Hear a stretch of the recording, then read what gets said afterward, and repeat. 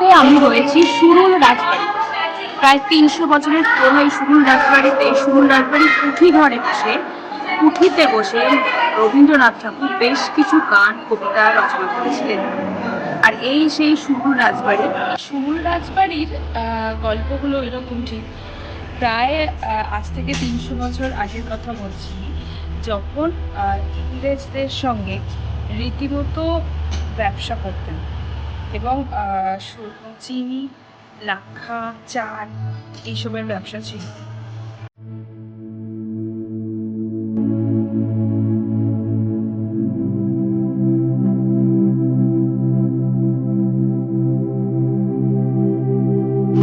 এবং এখানে বেশ বড় অবদান আছে। এটা বেসিক্যালি যারা বাঁধাগোড়া স্কুল বা কিছু বড় স্কুল বিশ্বভারতীর ছাড়া সেইগুলো প্রতিষ্ঠা করাতে অনেক বড় অবদান এই সুরুল রাজবাড়ি। আর যেটা বলা, রবীন্দ্রনাথ ঠাকুর কিন্তু সুরুল রাজবাড়ির সঙ্গে বেশ সুন্দর একটা সম্পর্ক ছিল। তিনি এখানে কুঠিবাড়িতে বসে বেশ কিছু লেখা, বেশ কিছু কাব্য রচনা করেছিলেন।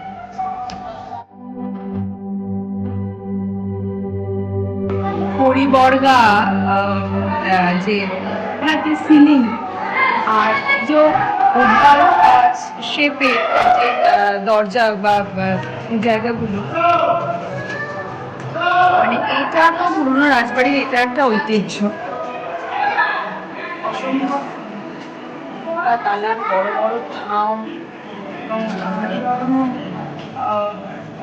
মানে দালানের মধ্যে দিয়ে হেঁটে যাওয়া বা এই জায়গাটা